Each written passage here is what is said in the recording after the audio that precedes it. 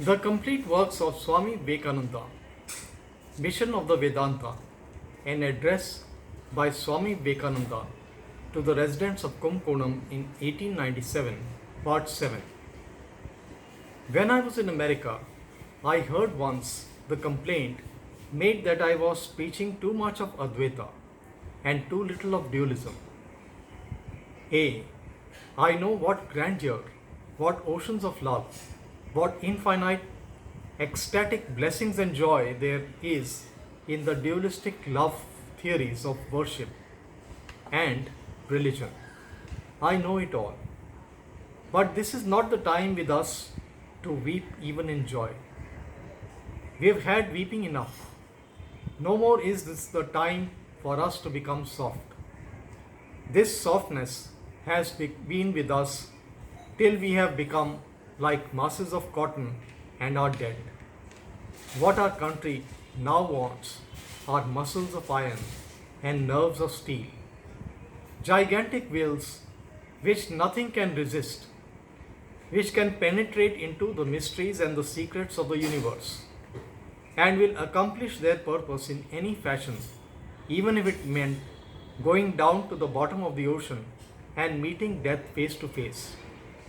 This is what we want, and that can only be created, established, and strengthened by understanding and realizing the ideal of the Advaita, that ideal of the oneness of all. Faith, faith, faith in ourselves, faith in God. This is the secret of greatness. If you have faith in all the 330 millions of your mythological gods, and in all the gods which foreigners have now and again introduced in your midst, and still have no faith in yourselves, there is no salvation for you.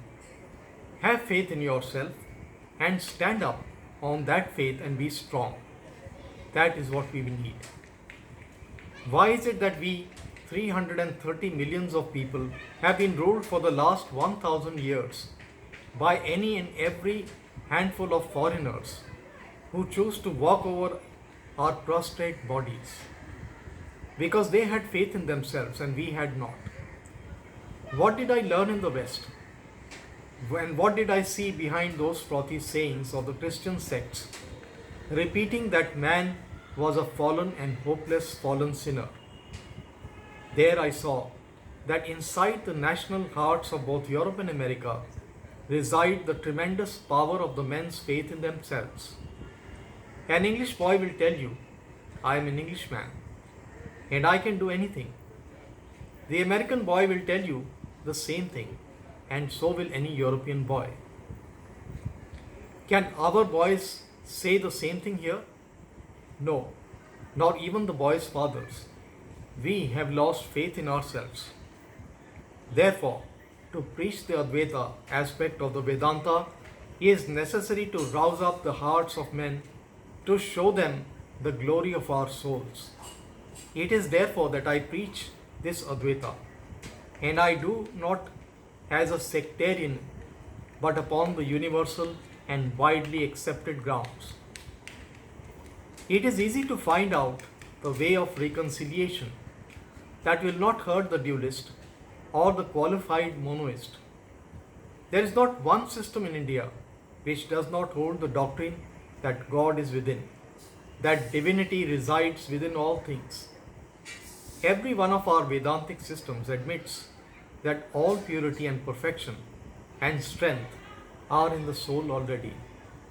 According to some, this perfection sometimes becomes, as it were, contracted, and at other times it becomes expanded again. Yet it is there. According to the Advaita, it neither contracts nor expands, but becomes hidden and uncovered now and again. Pretty much the same thing in effect. The one may be a more logical statement than the other, but as to the result, the practical conclusions are both about the same.